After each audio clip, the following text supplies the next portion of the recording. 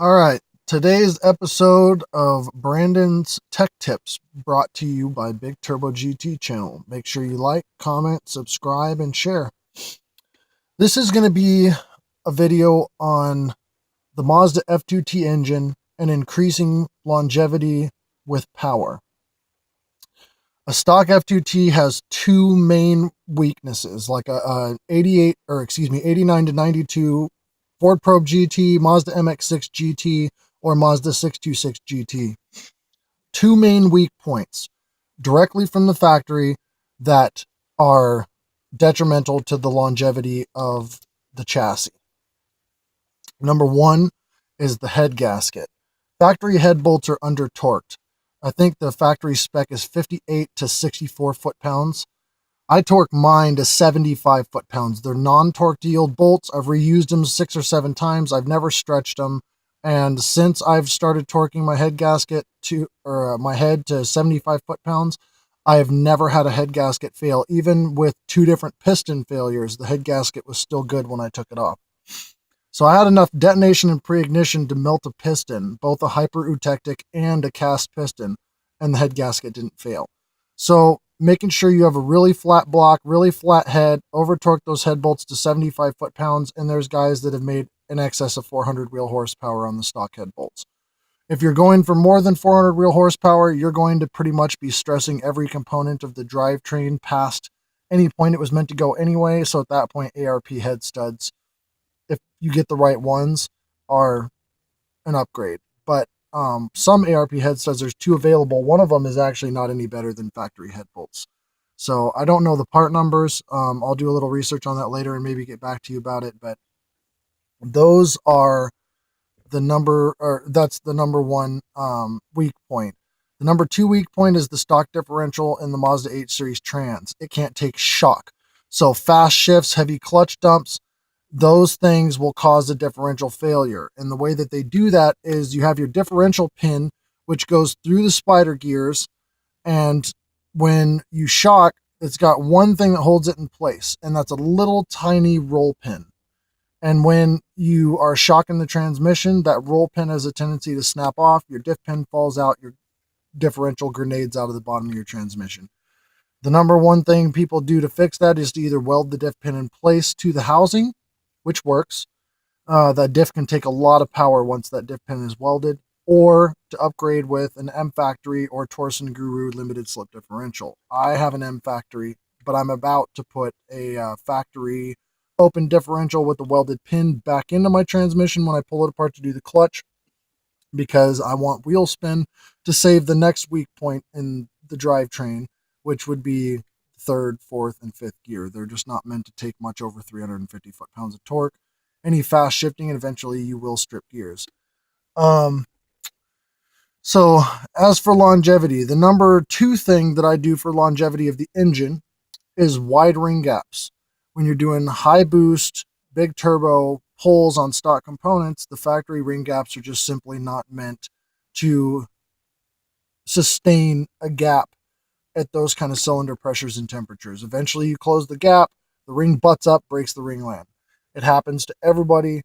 The only things I've done since I started setting wide ring gaps is melted pistons, which was just because of the next thing I'm going to say. If you're in an emissions exempt area, delete the EGR system. The easiest way is to uncap it at the intake manifold, and at the exhaust manifold, take the nut and the bolt that hold it into the manifolds on both sides, weld them shut, and then put them back on. Just delete the tube for the EGR. That way you're not losing the electronics, the plug for the EGR, which will give you a check engine light, and the car will run absolutely fine, but will no longer get a lean condition in cylinder 4, which can cause piston melting, which I had happen twice when I had my EGR. The next thing for longevity, I would say, would be solid engine mounts. Once you get over about 300 foot-pounds of torque, you go through factory engine mounts about once every 3 to 5 months. And even poly-filled solid mounts where somebody has filled them with window weld to try and make them solid, mine still failed. You have to get the AWR, billet, and polyurethane side mounts, and that should solve most engine mount problems. My front and rear engine mounts, the transmission mount and the torque thrust mount on the front, both of them are in good condition. It's just the side mounts that die really easily. I don't know if it's from the torquing of the engine, from one tire pulling more than the other, from unequal length axles or what, but that's something that definitely um, has a problem. If you don't use AC and you roll with your windows down, but your AC system is still in the car, you will lose horsepower. So deleting the AC system is another thing you can do for longevity, because removing the AC condenser from in front of the um, uh, radiator frees up airflow, makes it to where the car stays cooler all the time. Your coolant system doesn't have a plate, a metal thing the whole entire length of the metal, condenser, the whole length and width of the radiator directly snuggled up to it, blocking airflow.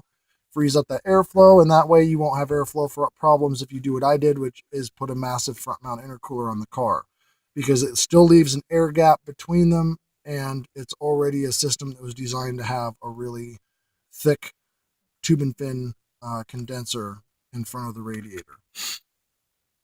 The next thing I would do as you start modifying a chipped ECU, for one reason, and that is because it eliminates the boost cut at 15 pounds, so that the ECU won't go haywire when you hit 15 pounds and boost cut you out.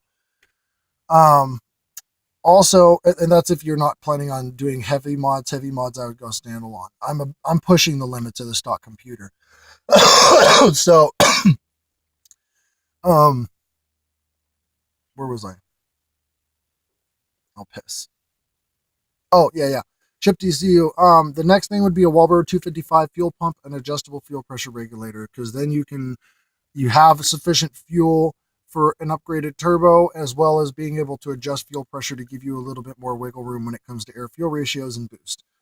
Because with the stock injectors, fuel pump, and fuel pressure regulator, anything much over 8 to 10 psi on a upgraded turbo, you're going to have lean condition. Whereas with my adjustable fuel pressure regulator, 365cc direct replacement injectors, which the chipped ECU can pretty much run, but it's always rich, and a Walbro 255, I ran all the way up to 20 psi on a 57 trim TO4B.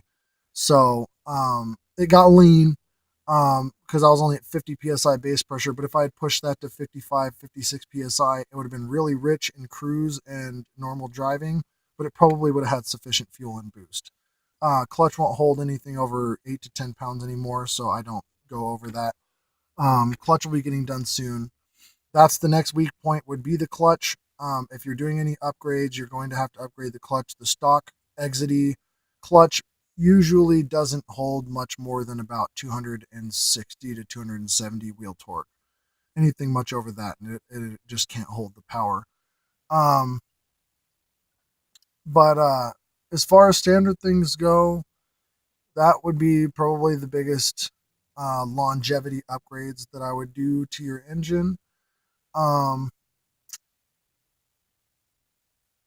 Yeah, you can replace your radiator with a aluminum, dual core, but I've never had an issue with a single core factory radiator. It never gets hot. I can sit in traffic for 35, 40 minutes and it stays right in the middle of the temperature gauge. And as soon as you're moving, no matter what, it never stays at normal. It always goes down to, probably 2/3 of the way up from cold to normal. So really efficient cooling system. Even on the freeway with the big intercooler, it never gets hot. Never gets hot when I'm doing full power runs to 150, 155 miles an hour. And then alternator. Definitely upgrade your grounds. It helps with keeping the alternator. I went through 7 alternators in all my GD Mazdas. The 70 amp factory alternators are garbage. If you can find an automatic turbo model, grab the alternator off of it, because those are 80 amp instead of 70 amp. So they take the power a little bit better. I did the big 3 grounding kit, which was intake manifold to chassis, um, uh, transmission to chassis, and blocked the chassis, I believe. I'm not positive. I can't remember where exactly they went, but just look up the Big Three kit and it'll tell you. But added grounds definitely help. I also went to an 880, I believe, Colt crank amp diesel battery, which barely fits in my battery tray and took a little massaging to get it to work, but I haven't had any battery issues since. And my alternator is a remanufactured 12-year-old alternator. It was remanufactured in 2005, I believe. But it was at a junkyard and I pulled it out. I've had no issues with it. And I went through 3 new remanufactured alternators, so they don't do too well. Um, Another thing is, if you have your factory suspension, replace your strut mounts with aftermarket strut mounts, because the rubber bushing strut mounts just break and crack, and then your strut can move freely, which causes all sorts of torque, steer, drivability issues. A lot of rattling and clunking, can hurt your hood if you actually punch it through. So get an aftermarket solid metal strut mounts. You won't have the adjustable feature anymore of your shocks, but most cars at this age, it doesn't work anyway. So if it does and your strut mounts are in good shape, keep them. But if you see any cracks in the rubber around the strut mount, you have to get rid of it. You have to get a solid one, and that really helps the torque steer. So that's going to conclude today's episode of Brandon's Tech Tips on the Mazda F2T engine. So like, comment, subscribe, share, enjoy.